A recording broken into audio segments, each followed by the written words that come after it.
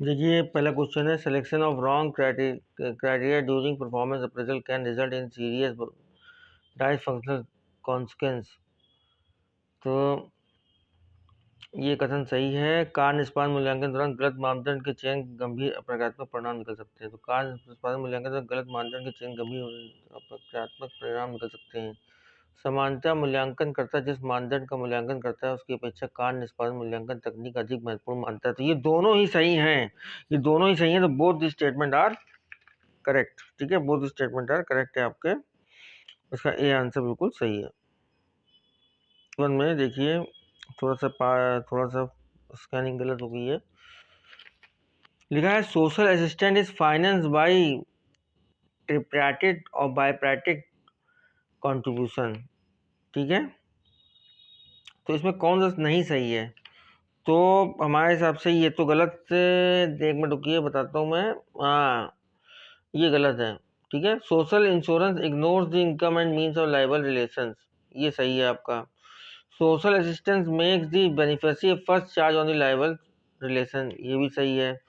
Social assistance, चौथा देखिए, social assistance aims at to provide maximum substance to those who can not make it their own, ये गलत है।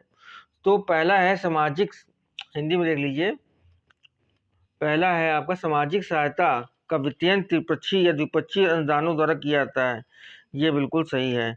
सामाजिक बीमा उत्तरदायी संबंध, ऐसा ये गलत है। सामाजिक सहायता के वित्तीयन त्रिपक्षीय द्विपक्षीय अनुदान द्वारा किया जाता है, ये गलत है। सामाजिक बीमा उत्तरदायी संबंध की आय और साधनों की अपेक्षा करता है, तो साधनों की अपेक्षा होगी तभी सामाजिक बीमा आपका होगा। सामाजिक सहायता उत्तरदायी संबंधों पर लाभार्थी पहला प्रभारी देती है, ये भी सही है। सामाजिक सहायता का उद्देश्य उन लोगों को अधिकतम निर्वाह प्रदान करता है जो स्वयं ऐसा नहीं कर सकते, ये आपका गलत है। तो नेक्स्ट आइए क्वेश्चन नंबर 62। इसका आंसर जो होगा आपका सी बिल्कुल सही है। सी देखिए, सेकंड सी जो है फर्स्ट और फोर्थ गलत है और सब सही है। नेक्स्ट आइए क्वेश्चन नंबर 62 देखिए, according to which one of the following theories difference in normal interest rate will be eliminated at the exchange rate. ठीक है, निम्न के सिद्धांत के अनुसार विनिमय दर में मामूली ब्याज दरों का अंतर समाप्त हो जाता है। Leontief paradox just theory, Fisher effect economic theory. तो इसका answer Fisher effect economic theory होगा, बी बिल्कुल सही आंसर है। तो लिखा यह है कि following theory difference in the normal interest rate will be eliminated in the exchange rate. ठीक है, विनिमय दर में मामूली ब्याज दरों का अंतर समाप्त हो जाता है, तो उसका भी आंसर बिल्कुल सही है। नेक्स्ट आइए, according to the purchase power parity theory, the level of foreign exchange rate is determined by which of the following? Domestic price level divided by the foreign price level, ये बिल्कुल सही है। क्रय शक्ति समता सिद्धांत के अनुसार विदेशी विनिमय दर स्तर निम्नलिखित किस पर निर्धारित होता है? तो foreign level of foreign exchange rate is determined by which of the following? तो domestic price level divide by the foreign price level, ये इसका आंसर बिल्कुल सही है। मैच द फॉलोइंग, आइए मैच द फॉलोइंग देखते हैं हम लोग।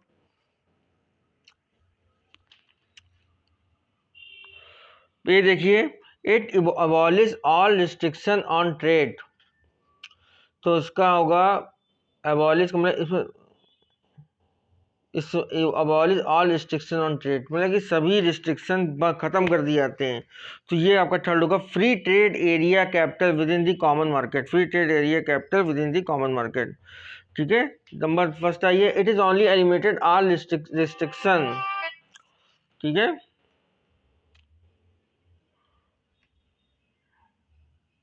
तो ये इसका आंसर होगा आपका थर्ड है, free trade area capital within the common market.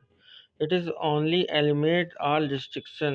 Custom Union of National Economic Fourth देखिए, Customer Union of National Economics policies through a common central bank, unified monetary and fiscal policy.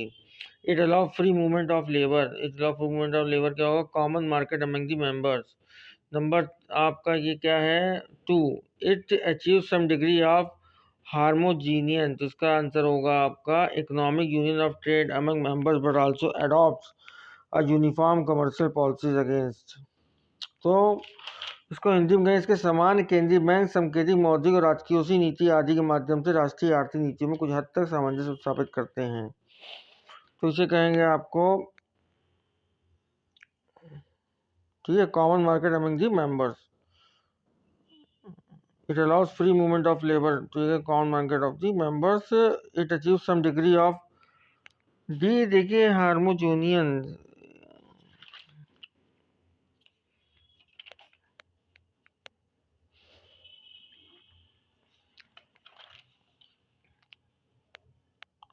ठीक है, इतना देख लीजिए आप लोग। अब अगले हम लोग चलते हैं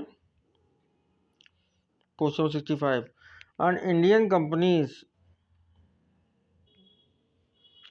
देखिए भाई, Indian companies have established subsidiaries and joint venture in number of countries in different manufacturing industries and service sectors। सही है भाई, Indian companies have established subsidiaries and joint venture in a number of countries in different manufacturing industries. By restricting the area of operation and growth of the government policy seriously constrained the potential of Indian companies to make a foray into foreign companies। ये दोनों सही है, लेकिन R A को सही explain नहीं कर रहा है, तो इसका आंसर बी बिल्कुल सही है। बी देख लीजिए, both A R incorrect but R is not the explain. अब आइए next, automatic variation in the exchange rate. Automatic variation in the exchange rate in accordance with the variation in the balance of payment position tend to automatically restore the balance of payment equilibrium.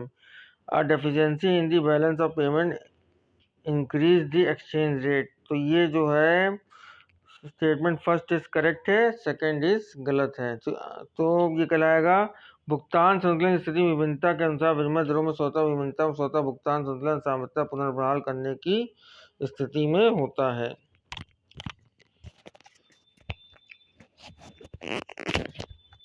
ठीक है, तो ए बिल्कुल सही है, इसका first सही है, second गलत है। नेक्स्ट आइए,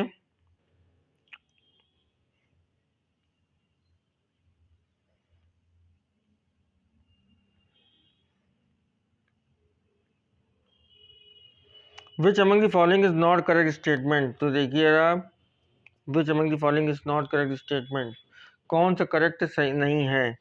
तो पहले देखिए, designated bank refers to any bank in India which has been authorised by the RBI to act as banker to FI. नामित बैंक में से भारत में स्थित कोई भी ऐसी बैंक संदर्भित जिसे भारतीय बैंक द्वारा विदेशी संस्थागत निवेशक के बैंकर के रूप में कार्य करने के लिए अधिकृत किया गया। ये बिल्कुल सही है, अधिकृत किया जाता है। नंबर बी आइए, अंतर्देशीय अभिरक्षक में प्रतिभूतियों के मामले में अभिरक्षा सेवा प्रदान करने की गतिविधियों को जारी रखने वाला कोई व्यक्ति शामिल है। Domestic custodian includes any person carrying on the activities of providing custodial service in respect of securities. ये भी बिल्कुल सही है, बी बिल्कुल सही है।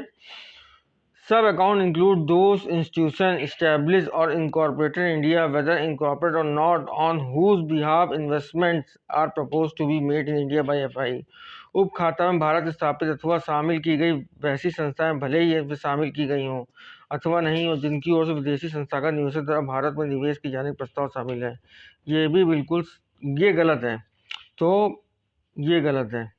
A domestic portfolio manager or domestic asset management companies shall also be eligible to register as FI to manage the funds of sub account।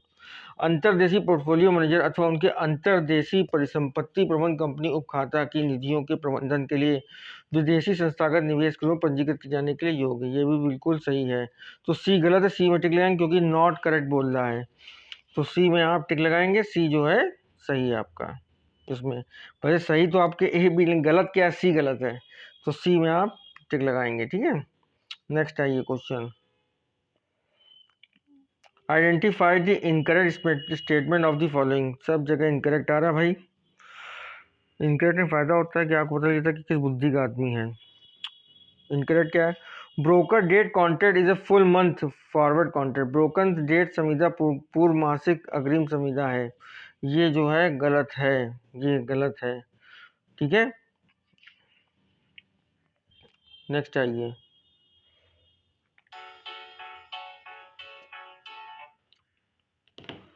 Number B देखिए, currency arbitrage refers to making profit by buying a currency cheap in one market and selling.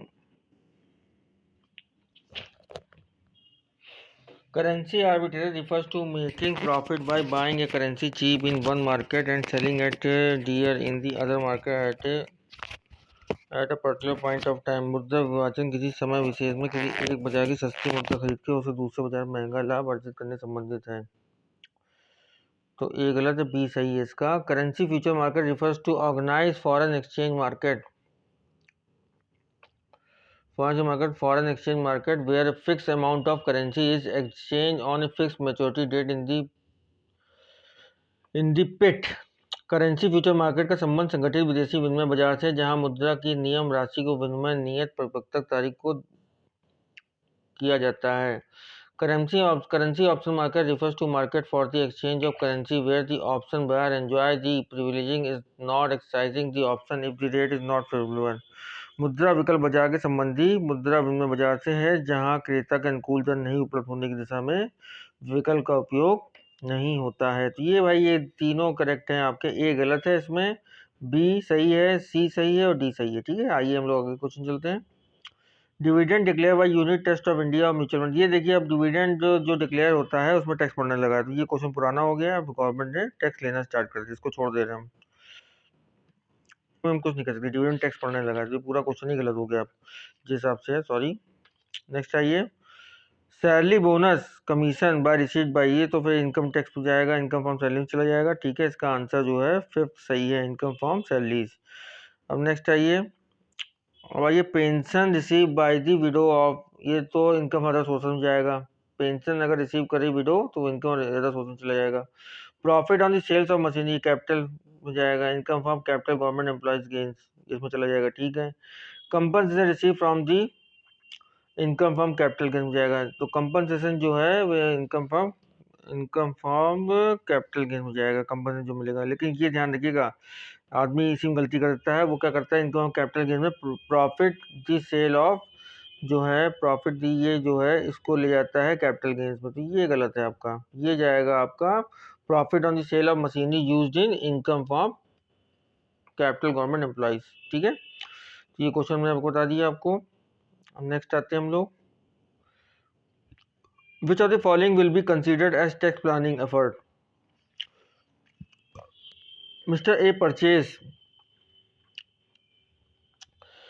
a house for self residence of 80 lakhs by taking a loan of rupees 60 lakhs for SBI at 10% interest instead of using these own funds। तो ये कह रहा है विच of the following निम्नलिखित में किसे कर नियोजन प्रयास कहा जाएगा, तो ये कर नियोजन प्रयास में आएगा। ठीक है, mister A made investment purchasing 12% redeemable debenture of TISCO worth rupees 1.5 lakh, तो ये जो नहीं आएगा क्योंकि डिबेंचर्स कभी भी टैक्स में नहीं आते हैं।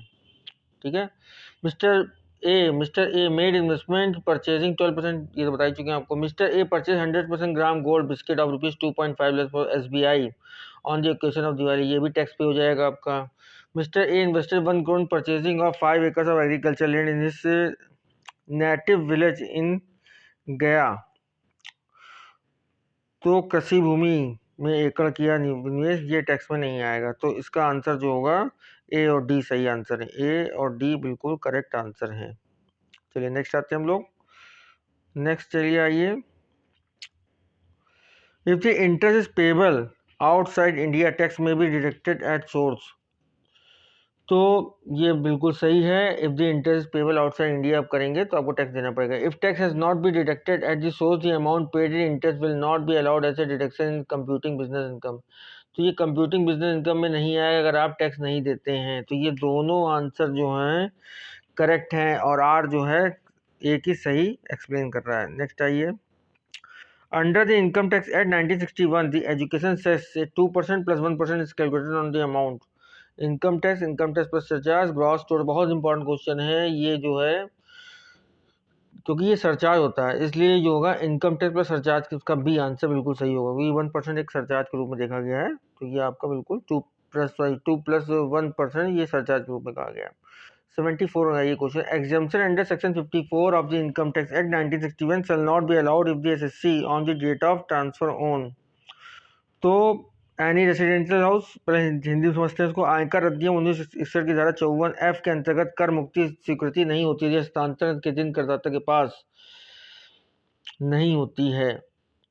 एनी रेसिडेंशियल हाउस इनके पास तो भाई होती है, a residential house which is let out, कोई आवासीय भवन जो किराए पर दिया इनको भी होती है, house which is self occupied इनके पास भी होती है, मोर देन वन रेसिडेंशियल हाउस इनके पास नहीं होती है। तो पढ़ते हैं, आयकर अधिनियम 1961 की धारा 54F के अंतर्गत यदि हस्तांतरण के दिन करदाता के पास एक से अधिक आवासीय भवन हो तो उसकी कर मुक्ति स्वीकृत नहीं होती है। तो इसकी स्वीकृत नहीं होती और सबकी होती है। एनी रेसिडेंशियल हाउस की होती है, any residential house which is let out उसकी भी होती है, house which is self occupied इसकी भी होती है, लेकिन more than one residential house की नहीं होती है। नेक्स्ट आइए, the income from the sale of machinery use in business treated as.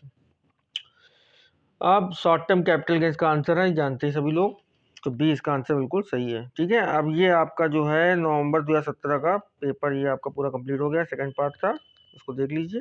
धन्यवाद।